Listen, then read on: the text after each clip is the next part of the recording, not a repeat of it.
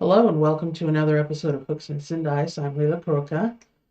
I took a break from social media over the weekend and it was much needed. I think I need to do that more often just because stress, life, in general, just gotta take a step back and take a breather. I'm not very good at taking breaks, so.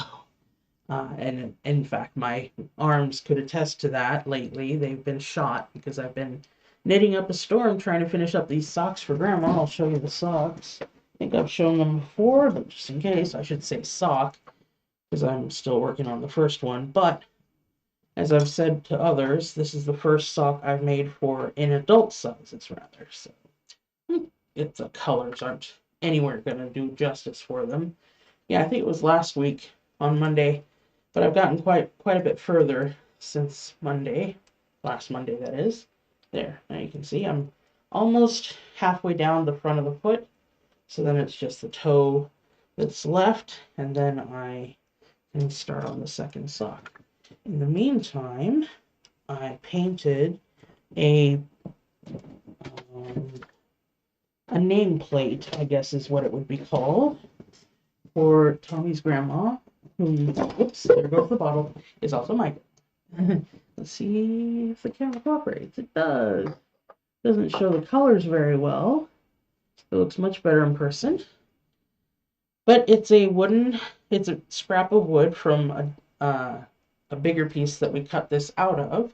I didn't want to throw away this nice wood because it makes a nice plaque, as you can see.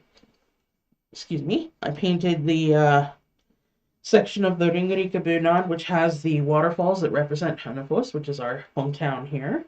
And it's got Grandma's name on it, and it's got some very strong rare earth magnets on the back, and a little um, screw eye in case it needs to be hung, because I don't know if the metal on the nameplate of her room is magnetic or not. So we'll find out. It works either way. I can bring some string. We can hang it up. Um, Still working on Christmas ornaments and decorations. Tonight, in fact, I begin the week-long holiday ornament and decoration summit holiday craft, I think is what it's called actually. Summit, hosted by the same people that hosted the crochet summit earlier this year. So there are a ton of holiday crafts that I plan on learning how to do, and I will be incorporating them into my plans for decorations and presents. So that'll be a lot of fun. On the 5th, which is Sunday, I will be helping at the local museum again with the Iron Age crafting group, and I will be demonstrating how to do weaving. And we'll be using, I'm trying not to dump my craft supplies, ordinary cardboard. Here we go. You can see what I've got so far here.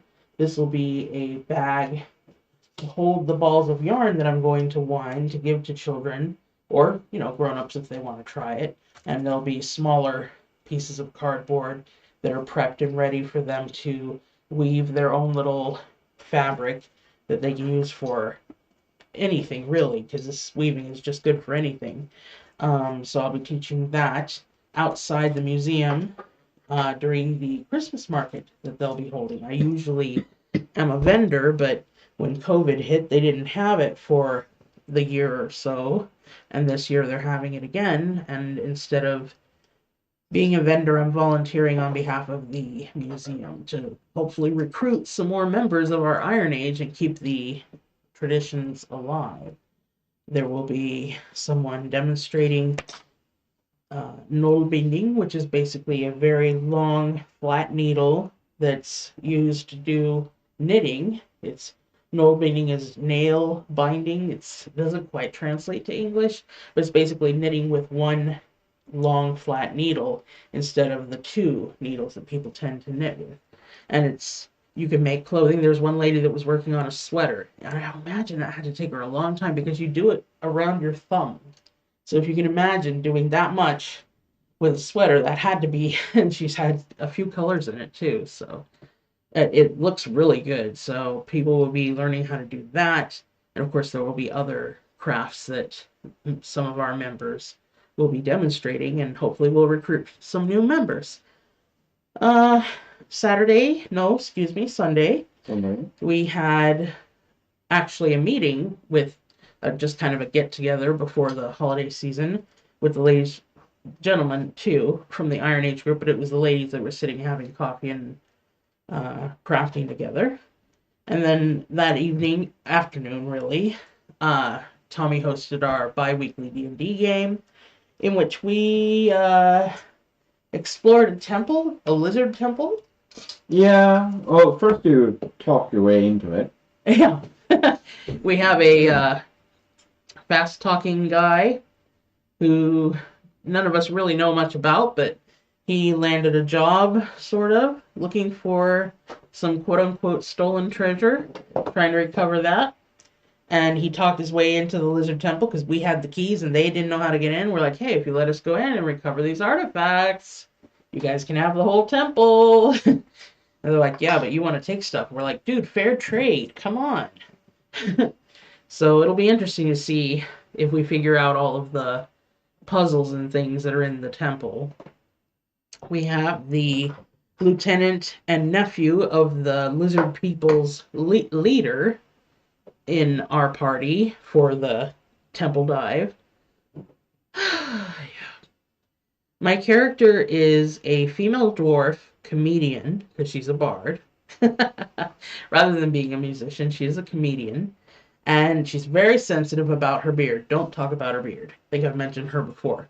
Anyway, it's a fun party. Yeah. So I I love making one of our players just face desk, because I have these puns and some of them are subtle, and when it hits him, he just kind of thunk, smacks his head on the table. I love doing it to that guy. He's crazy. I also found a door that played music. Oh yeah, with daggers. There was a door with 15 holes in it, and it plays 2 octaves of musical notes, and it sounded like it was concert B flat, but that's band nerd stuff right there. And you have to insert daggers in the holes to make the notes sound, and doesn't seem to do anything other than play the notes. So I tried every kind of combination I thought of. I thought of a chord, a dissonant chord, and playing the scale, and we tried everything, and we figure there's some information we're missing before we can get through the musical door. I never thought I'd play musical doors. I've only ever played musical chairs. Sorry. Not sorry. Okay, but anyway. Tommy's present is sitting in plain sight but hidden from him, so he doesn't know it's here. And he and I played Call of Cthulhu on Saturday, wasn't it? Or was it Sunday night? Was Saturday. Yeah, I'm pretty sure it was Saturday night. And that was fun. It was a choose your own adventure style because he was the DM and I was the player. And it's a bit of a red herring, and I don't want to do spoilers, but the name is a bit of a red herring. So, anyway, I won, actually. I made it through the encounter alive, so that was fun. I didn't expect that. I thought I was going to die. I came pretty close, too, to dying. Let's see, what else is there? Can you think of anything else? We played some Phase 10. Oh, yeah. One of my classmates from Norwegian classes, Mohammed, keeps in touch with me. He's a sweet fella. My daughter dated him for a while. He's a sweetie. And he came over for dinner on Saturday night. And after dinner, we played some Phase 10. Yeah. And I love playing Phase 10. We play it Yahtzee style, where you don't have to go in order of the phases. You just get whatever phase presents itself to you, and you play that out, and you just have to get all 10 before everybody else does. So, he won, didn't he? No, I didn't. No, you did. But he came in second. Mom and I tied for third. He was on the lead for a while. Yeah, he was cooking us. And he hasn't played much, so... You know what we forgot to do is grab the nail polish. Oh, yeah. I bought some of this clear, sparkly, white nail polish. It's not white nail polish, but it's white glitter. And I'm using it on these store-bought seashells. They do appear to be real shells. They're just bleached out and kind of plain looking. So I'm going to put the glittery varnish on them and use them for part of the Christmas decorations for the the beach bum in me. But yeah, I think that's all I've got for this week. During the after show today, I will be working on this cardboard loom. Oh, of course, you can't see it on that end. Cardboard loom. I will be working my way up this side and up that side and have it meet, and then just cut off this end. And then I have a long one that I can sew together into basically a market bag. And that'll hold the balls of yarn that I'll be winding for the kids and whoever to do their own little bits of weaving that they can take the whole ball because it'll only be about as big a ball of yarn, and they can take that home and do some weaving of their own, and then hopefully they'll keep their looms or make their own and get interested in weaving. So that's all I've got for today. And lately, somehow, I've been managing to cut myself off before I manage to say my final catchphrase, which is thanks for watching and have a great day.